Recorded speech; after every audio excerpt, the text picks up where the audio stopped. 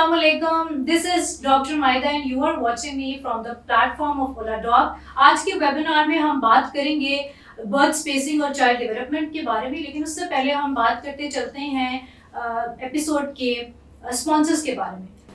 Episode को start करने से पहले मैं स्पॉन्सर्स के बारे में बात करना चाहूँगी।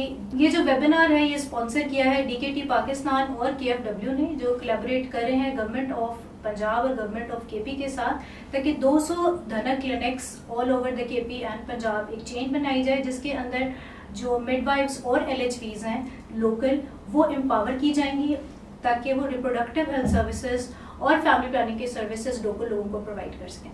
अच्छा, डॉक्टर सारा मसूद आज हमारे साथ हैं, कंसल्टेंट गायनेकोलॉजिस्ट हैं, ऑब्स्टेट्रिशियन हैं। मैं चाहूँगी कि डॉक्टर सारा आप अपना इंट्रोडक्शन करवाएं हमारी नाज़रीन को। Assalamu alaikum. I'm Dr. Sara Masood. I'm a consultant obstetrician and gynecologist. मैंने fellowship की है Obs and Gynae में, and currently I'm practicing at Sara's clinic. It's my personal clinic in DH Lahore. I also work in IMC Hospital in Defence and in Healthbridge Hospital. Thank you. अच्छा, सबसे अच्छी बात ये है कि ये जो सीरीज ऑफ पॉडकास्ट हम कर रहे हैं बर्थ स्पेसिंग के ऊपर, इतनी एक्सटेंसिव जो हमने प्लानिंग की हुई है इन पॉडकास्ट की सीरीज में, उसका हमारे पास रिस्पांस बहुत अच्छा आ रहा है। सोशल मीडिया के ऊपर लोग हमसे सवाल कर रहे हैं, एंगेज कर रहे हैं।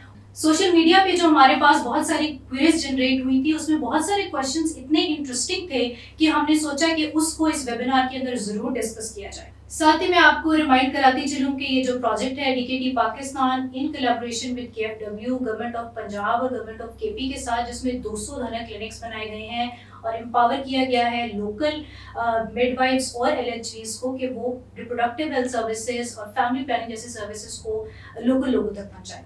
और ये एक एक्सीलेंट इनिशिएटिव्स है जिसके अंदर बहुत सारी लाइव्स को टच किया जा रहा है। ना सिर्फ एक एंटरप्रेन्योरशिप का कल्चर जनरेट किया जा रहा है, बल्कि जो लोकल लोग हैं, लोकल माएँ हैं, बच्चे हैं, उनकी ज़िंदगी के ऊपर एक गहरा असर डाला जा रहा है। वैसे मुझे ये बताइएगा कि बच्चे की पैदाइश के अंदर वक्फे की क्या इंपॉर्टेंस है? ये बहुत जिक्र होता है रिप्रोडक्टिव हेल्थ के ऊपर जब हम बात करते हैं, वक्फे के ऊपर, फैमिली प्लानिंग के ऊपर, कॉन्ट्रासेप्टिव की इंपॉर्टेंस के ऊपर हमारी लिटरेचर भरा पड़ा है मेडिकल। मुझे ये बताइएगा कि इसकी साइंटिफिक क्या रीज़न है? बिल्कुल, बर्थ स्पेसिंग बहुत ज़्यादा इम्पॉर्टेंट है। WHO की रिकमेंडेशन है कि एटलीस्ट 2 to 3 years का गैप होना चाहिए बिटवीन 2 births ऑफ मदर। यानी जब आपका फर्स्ट बेबी हुआ है उसके बाद जब आप दोबारा कंसीव करें तो एटलीस्ट 2 years का गैप गुजर चुका हो, and by the time the second baby is coming तो 3 years का गैप हो चुका होगा। तो दिस इज़ वेरी इंपॉर्टेंट। इसके बहुत से फ़ायदे हैं for the mother and the baby. तो ये हमने एस्टैब्लिश किया कि ये बेनिफिशियल है ना सिर्फ माँ के लिए बल्कि होने वाले बच्चे के लिए भी। तो पहले हम डिस्कस कर लेते हैं कि माँ के लिए क्या इस चीज़ का फ़ायदा है।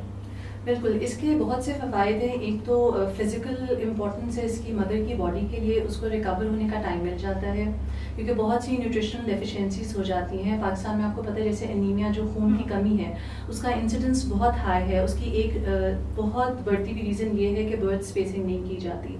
पिछली प्रेगनेंसी की न्यूट्रिशनल डेफिशिएंसीज अभी कंप्लीट नहीं हुई होती, रिप्लेनिश नहीं हुई होती, तो नेक्स्ट प्रेगनेंसी हो जाती है। तो अगर मदर को 2 years का गैप मिल जाए, उसके अंदर वो अपनी खुराक बेहतर कर सकती है, सप्लीमेंट्स ले सकती है ताकि वो अपनी न्यूट्रिशनल डेफिशिएंसीज पूरी कर सके। सेकेंडली आ जाता है कि इमोशनल हेल्थ जो मदर की है, that is also very important क्योंकि जब नया बच्चा दुनिया में आता है उसको संभालने के लिए बहुत इमोशनल स्ट्रेंथ चाहिए होती है, फिजिकल स्ट्रेंथ चाहिए होती है। तो अगर अभी एक छोटा बच्चा होता है, उसको मदर ने ब्रेस्ट फीड भी कराना होता है, तो दीन में भी है हमारे कि 2 years एटलीस्ट बच्चे को दूध पिलाएं। तो इस तरह ये होता है कि अगर आप प्रॉपर बर्थ स्पेसिंग करेंगे तो बच्चे को भी अपना प्रॉपर हक मिल जाता है। थर्डली आ जाते हैं फाइनेंशियल इम्पोर्टेंस भी इसकी बहुत ज़्यादा है कि अब ज़ाहिर है बच्चे पैदा हो रहे हैं, उनको पढ़ाना भी है, उनको खिलाना पिलाना भी है। तो अगर एडिक्वेट बर्थ स्पेसिंग होगी तो एज अ फैमिली वो यूनिट ज़्यादा स्ट्रॉन्ग रह सकेगा। They will be emotionally ready and financially ready for the second child. ये बड़ी आपने ज़बरदस्त बात की है कि इसकी फाइनेंशियल इम्प्लीकेशंस भी हैं, और आपने देखा है इतनी इन्फ्लेशन है ग्लोबली, जो है वो चीज़ें बहुत मुश्किल हो चुकी हैं, और उसके अंदर जो है एक फैमिली का सर्वाइव करना थोड़े से पैसों में बड़ा मुश्किल है, और उसके अंदर जो है वो बच्चों की प्लानिंग बड़ी ज़रूरी चीज़ है। अभी मैं थोड़ा सा डेविल्स एडवोकेट डॉक्टर साहब बनूंगी। मैं खुद भी डॉक्टर हूँ हालांकि, लेकिन मैं थोड़ा सा अपनी कल्चर से चीज़ों को देखती हूँ।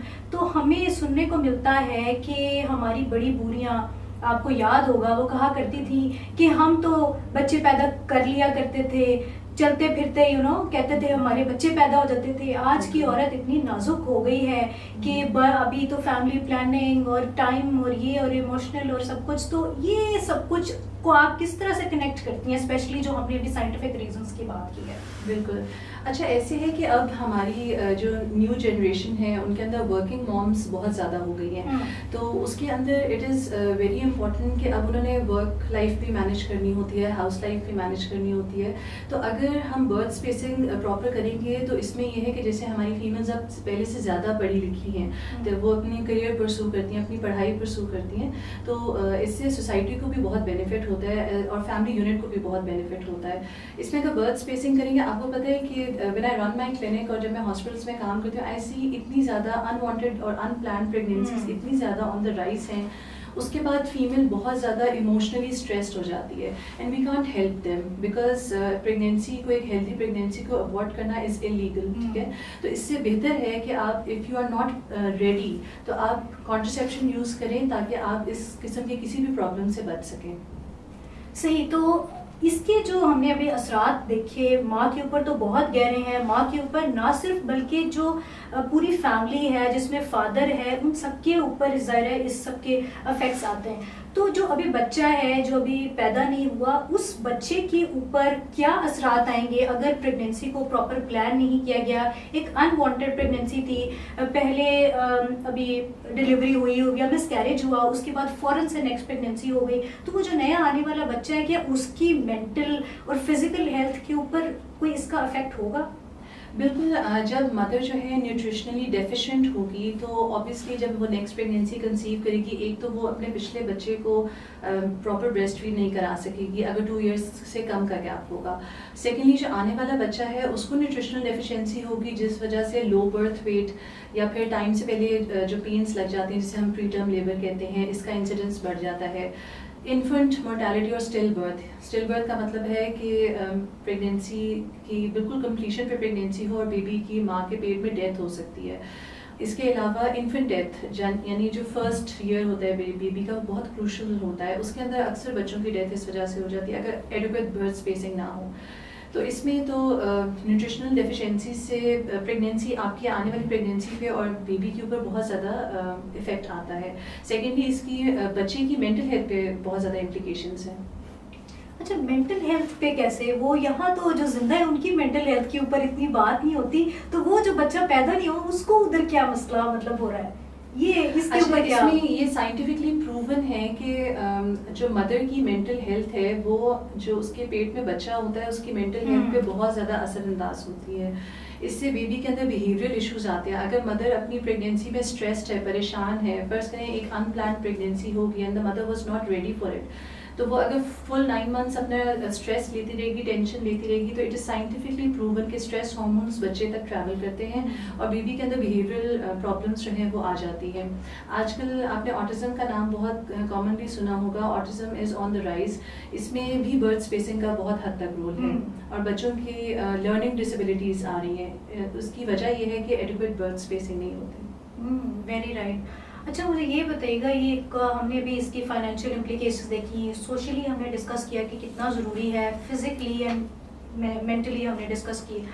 मुझे ये बताइएगा, रिलीजन एक बहुत बड़ा फैक्टर है हमारे कल्चर में, और जब हम बात करते हैं स्पेसिंग की, कॉन्ट्रासेप्शन की, तो रिलीजन को हम कल्चर को सेपरेट नहीं कर पा रहे। साइंस जो भी कहती रहे, हमने काफ़ी जगहों पे सुना होगा अल्लाह दी मर्जी, रिस्क देने वाली तो अल्लाह की ज़ात है। इस बारे में आपका क्या ख्याल है? अच्छा, जहाँ तक ये बात है, इसके अंदर ये भी हमारे दीन का ही हुक्म है कि आप अपने बच्चे को 2 साल तक माँ जो है दूध पिलाए। और आपने एवरीवन नोज दैट कि जो मदर अपने बच्चे को प्रॉपर ब्रेस्ट फीड कराती है 2 इयर्स, तो this is a natural way of contraception. ये भी मान्य हमल का एक तरीका है। तो यानी दीन हमें सिखा रहा है कि आप अपने बच्चे को एक तो प्रॉपर न्यूट्रिशन दें, और जब आप प्रॉपर तरीके से ब्रेस्ट फीड कराएंगे तो ऑटोमेटिकली आपको प्रेगनेंसी नहीं होगी फॉर 2 इयर्स। तो इन अ वे ये एक सॉर्ट ऑफ कॉन्ट्रासेप्शन ही है। एंड आई बिलीव कि दीन ने दूसरी तरफ अनवांटेड जो प्रेगनेंसीज लोग कहते थे कि जी हमने तो अभी बेबी बहुत छोटा है नहीं करनी, तो दीन ने तो मना किया है अबॉर्ट करने से बेबी को, तो आप फिर अपने बेबी को प्रॉपर ब्रेस्ट फीड कराएं, कॉन्ट्रासेप्शन यूज़ करें। और अगर आपको लगता है कि दिस वोंट बी इनफ, क्योंकि जैसे आजकल काफ़ी वर्किंग मदर्स हैं वो प्रॉपर एक्सक्लूसिवली ब्रेस्ट फीड नहीं करा सकती, then they can use a sort of contraception ताकि 2 years का गैप आ जाए और नेक्स्ट प्रेगनेंसी उनकी टाइमली स्पेस हो जाए। Very right. तो अब भी हमने इस्टेब्लिश किया कि ये चीज़ें कितनी ज़्यादा ज़रूरी हैं, तो डिस्कशन यहाँ तक तो पहुँच गई। अब मुझे ये बताइएगा कि कॉन्ट्रासेप्शन के लिए जो ऑप्शंस अवेलेबल है हमारी औरतों के पास वो क्या हैं, उनमें से अच्छे ऑप्शंस क्या हैं, आपकी प्रैक्टिस जो आप क्लिनिक्स में करती हैं, हॉस्पिटल्स में देखती हैं, वो क्या अच्छे ऑप्शंस अवेलेबल है इस वक्त पाकिस्तान में? जी, अब बहुत से मॉडर्न मेथड्स ऑफ कॉन्ट्रासेप्शन हैं, they are very easy to use आ चुके हैं। इसके अंदर आपके पास हार्मोनल मेथड्स भी हैं और नॉन हार्मोनल मेथड्स भी हैं। जो आजकल दे आर वेरी कॉमन, ये जो हीट की IUCDs डिफरेंट आई हुई हैं वो मैं आपको एक्सप्लेन कर देती हूँ। उसमें डिफरेंट वैराइटीज़ हैं for all types of women. इसके अंदर सबसे पहले मैं आपको हीट स्लीप का बता देती हूँ। It is for newly married females या जो फर्स्ट टाइम मॉम्स होती हैं, उनके यूट्रस अभी इतने स्मॉल साइज़ होते हैं तो ये इजीली कंफर्टेबली जो है इंसर्ट हो जाती है और डिस्कम्फर्ट कॉज नहीं करती, और it gives contraception for 5 years। इसके बाद आ जाती है हीर सिल्वर लोड, ये है फॉर वर्किंग वुमेन और मीडियम टर्म स्पेसिंग के लिए जो लोग चाहते हैं। इसके अंदर सिल्वर कोर होती है और ये कोरोजन इसको नहीं होती, इसकी सेफ्टी प्रोफाइल बहुत अच्छी है, ये भी 5 years के लिए इफेक्टिव होती है। इवन ब्रेस्ट फीडिंग मम्स जो हैं ये दोनों किस्म की स्लीप और सिल्वर लाइन IUCDs यूज़ कर सकती हैं। थर्डली आ जाती है हीर सेफ लोड, ये it is very good for those females जिनकी डिलीवरी हुई है उसके फ़ौरन बाद हम ये इंसर्ट कर देते हैं, और इसका फ़ायदा ये है कि इसकी डिस्पोजेबल स्लीव होती है जिससे इन्फेक्शन का रिस्क कम होता है and it gives protection for 10 years। इसके बाद कॉपर्टी है जो कॉमनली यूज़ होती है, हीर कॉपर्टी, और ये भी 10 years की प्रोटेक्शन देती है and it is good for those females जो अपनी फैमिली कंप्लीट कर चुकी हैं।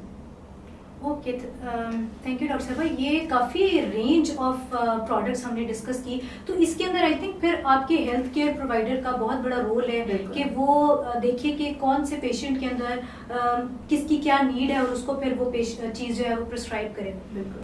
अच्छा डॉक्टर साहबा, मुझे ये बताइएगा कि अभी हमने डिस्कस किया कि मदर की हेल्थ के ऊपर क्या इम्पैक्ट है, जो न्यू बॉर्न अभी बेबी आना है उसके ऊपर क्या इम्पैक्ट आएगा फिजिकली इमोशनली। अभी हम थोड़ा सा अपना लेंस चेंज करेंगे और हम देखेंगे कि जो ऑलरेडी बॉर्न चिल्ड्रन हैं, पहले जो बहन भाई हैं बच्चे, उनकी सेहत के ऊपर भी क्या कोई फ़र्क पड़ता है, क्या उनके इमोशंस के ऊपर भी कोई फ़र्क पड़ता है अभी अगर एक नेक्स्ट प्रेगनेंसी आ गई है तो? जी बिल्कुल। जो पिछला बेबी है, जब मदर बहुत जल्दी उसकी प्रेगनेंसी हो जाती है तो वो उस तरीके से अपने पिछले बच्चे का ख्याल नहीं रख पाती। जैसे एक बच्चे का हक है कि माँ उसको 2 साल तक दूध पिलाए, तो यूजुअली ये होता है कि जैसे ही अगर 6 months बाद, 8 months बाद, 10 months बाद प्रेगनेंसी होगी तो मदर ब्रेस्ट फीडिंग छुड़ा देती है, तो बच्चा अपने एक बुनियादी हक से भी महरूम हो जाता है। सेकेंडली वो अपनी इमोशनल उसको अवेलेबिलिटी नहीं कर पाती, और जब दूसरा बच्चा इस दुनिया में आ जाता है तो ऑब्वियसली वो बेबी बहुत छोटा होता है, उसको फीड कराना है, उसके मल्टीपल चीज़ें देखने वाली होती हैं, तो जो फर्स्ट बेबी है वो बहुत निगलेक्ट हो जाता है, और इस वजह से भी बच्चों में बहुत सी इमोशनल प्रॉब्लम्स आ जाती हैं, बिहेवियर प्रॉब्लम्स आ जाती हैं। अच्छा, इमोशनल और मेंटल हेल्थ के ऊपर तो हमने डिस्कस किया, फिजिकल हेल्थ भी अफेक्ट होगी उस बच्चे की? ऑब्वियसली बच्चे की एक तो जिस तरह अगर तो छोटा बच्चा है तो वो ब्रेस्ट फीड नहीं ले सकेगा, तो उस वजह से उसकी न्यूट्रिशनल नीड्स कम हो जाएंगी। सेकेंडली मदर ड्रेन्ड आउट अगर होगी तो वो प्रॉपर बच्चे को अटेंशन नहीं दे पाएगी जिस तरह उसका हक है। तो बेहतर यही है कि आप मिनिमम 2 years पिछले बच्चे को टाइम दें, जब वो अपना हो जाए, न्यूट्रिशनली अच्छा हो जाए और समझने लग जाए चीज़ें, देन आप नेक्स्ट प्रेगनेंसी प्लान करें, ताकि बच्चे को हो कि मेरी माँ ने मुझे प्रॉपर टाइम दिया है। फिर बच्चे थोड़े समझदार हो जाते हैं, नेक्स्ट बेबी आ भी जाए तो वो ईजिली एडजस्ट कर जाते हैं, वरना फिर बच्चे क्रैंकी हो जाते हैं। जो बड़े बच्चे होते हैं उन्हें लगता है कि माँ हमें प्रॉपर टाइम नहीं दे रही। लास्ट में हम चलेंगे, कोई एक मैसेज तो आप देना चाहेंगे हमारे व्यूअर्स को? बिल्कुल, मैं ये कहना चाहूँगी कि जैसे बर्थ स्पेसिंग के बारे में इतने आपको उसके बेनिफिट्स बताए हैं, तो आई वुड वांट कि आप लोग अपने बच्चों के अंदर एटलीस्ट 2 years का गैप ज़रूर डालें, ताकि जो मदर हैं वो फिज़िकली हमारी मदर स्ट्रॉन्ग हो, बिकॉज़ एक स्ट्रॉन्ग और हेल्दी मदर ही एक हेल्दी नेशन बना सकती है।